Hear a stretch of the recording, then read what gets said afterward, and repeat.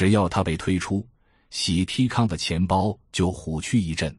他的出现轰动了所有魔法小卡，他就是泰特拉企业的妮基·路飞。在2022年11月4日，路飞正式出现在所有喜提康眼前。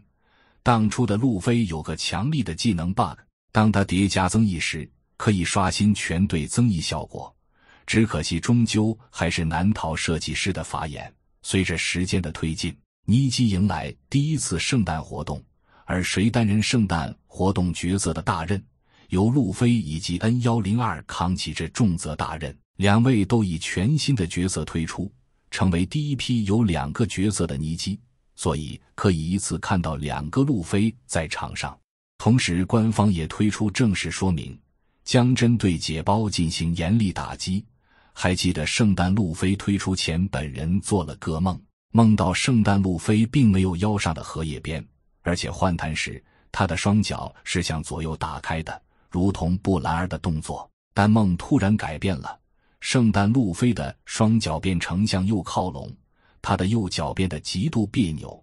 而在此时，多群有志之士发起号召。这时梦醒了，原来圣诞路飞是单膝跪地。相信大家都了解梦的意思是什么。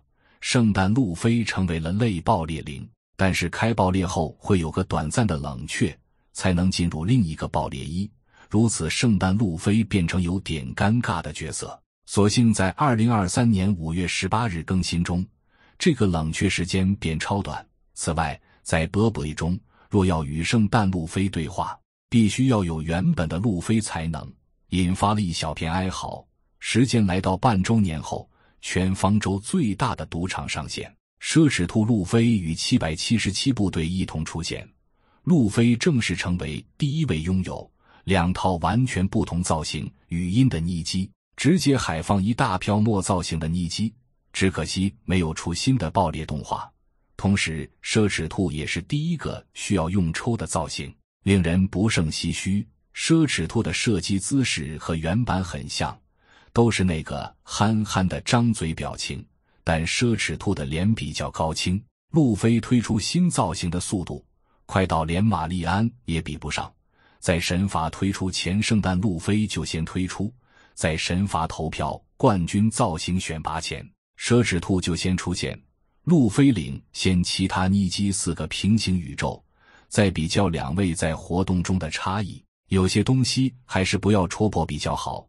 米西利斯 CEO 舒恩这样说，要不是利安莫准备午餐，我才不会吃那个蛋糕。中国著名诗人徐志摩曾写下，我将在茫茫人海中寻访我唯一之灵魂伴侣，得知我幸不得我命。企鹅先生不远千里而自来，这魔冷的天必须要有荷叶边。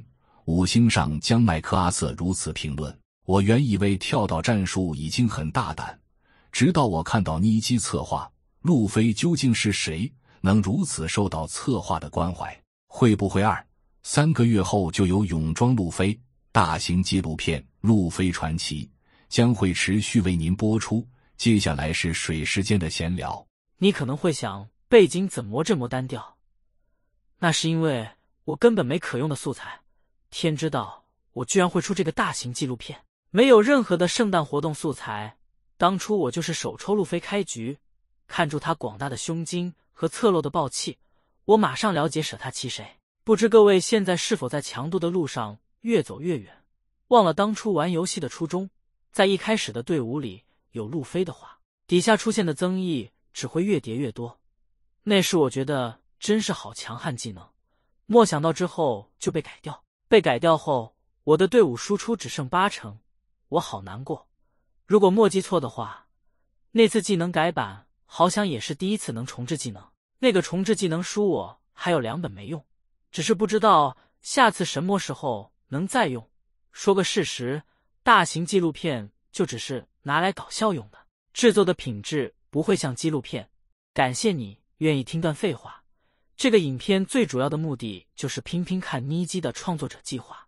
抽陶乐斯抽得太快乐，必须要多赚些额外的石头，而创作柱计划规定要超过5分钟，所以后面这段就是这样了。下部新影片要等到我有感觉咯。